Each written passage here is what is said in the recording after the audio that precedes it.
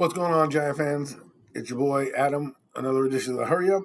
Let's get into it. So the Giants and Jets played their preseason game, and let me tell you, it was boring. It was boring, but I loved every minute of it. Even though it was boring, it was great to see football, great to see the team back, great to see the guys, the blue jerseys, the stadium with fans. It was very enjoyable in that regard. In terms of watching football play, we all know the storylines. Obviously the offensive line was the backup offensive line did struggle. The interior was not good. The outside was not good, but the quarterback play wasn't that great either. Both Mike Glennon and Clayton Thorsten. First off, Mike Glennon, yuck. Clayton Thorsten, even worse. I don't know how much worse you can be. Guys running wide open down the sideline, and he's missing them. I mean, he needs. I don't think he's long for this team. I really don't. I mean, he also get injured, so we don't know how serious the injury is, what he has, or if that'll kind of give you a indication of where his career is going. As for Mike Glennon, man, I would cut him in a heartbeat.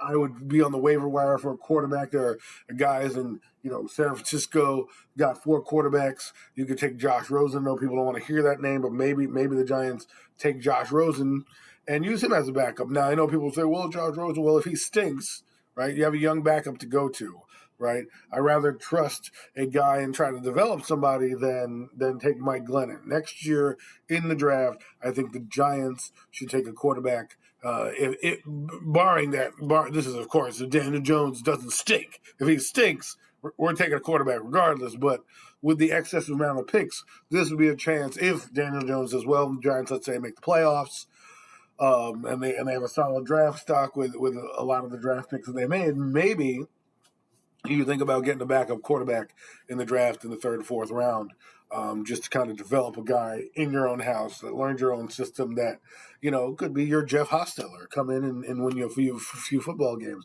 It's funny because we see Mike Glennon in there and you're like, man, Colt McCoy could have at least moved the football downfield. Now I want to say a few things about the offensive line real quick.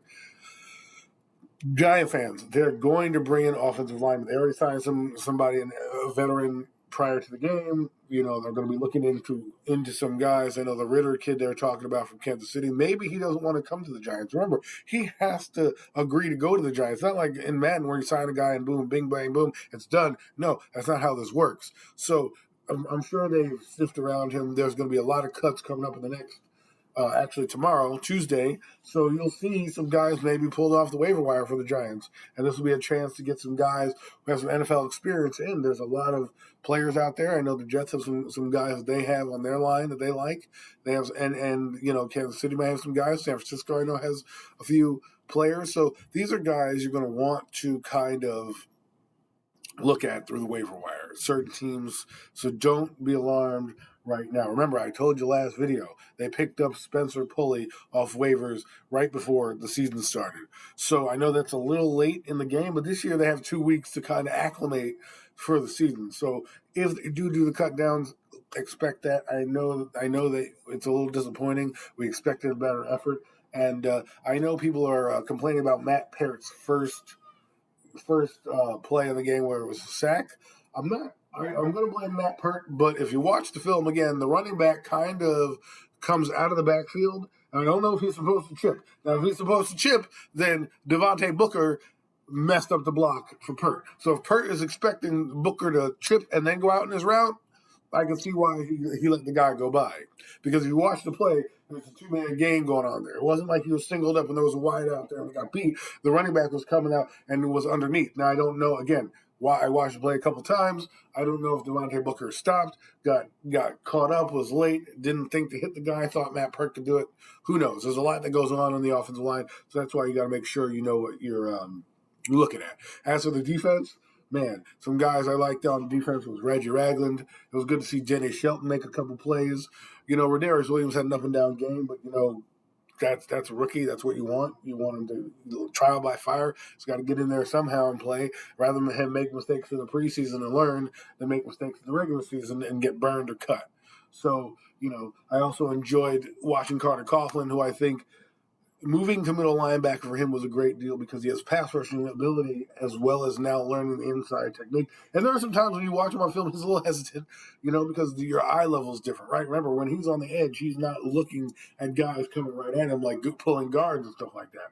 So, or he's not looking at the same way. He doesn't have to set the edge. Now, when you're in the middle, you have to kind of sift through the garbage or sift through the trash to make a play. And he did a couple times. He made a couple good hits. There was one time on coverage where he blew the coverage on the running back, and it allowed for first down. He recovered, made the tackle, but these are things he's going to have to learn. And then down the goal line, it looks like he came in for the stick, but there was a couple guys that kind of ran him over with the offensive line. So some things to work out. On offense, David Stills, I think, is cementing himself on making this team the more he performs. Remember, we're checking out the body of work. If you produce in practice but don't produce in the game, that's a red flag. If you produce in practice and produce in the game, that's good. That levels your chances. So I really enjoyed the ambiance of football back.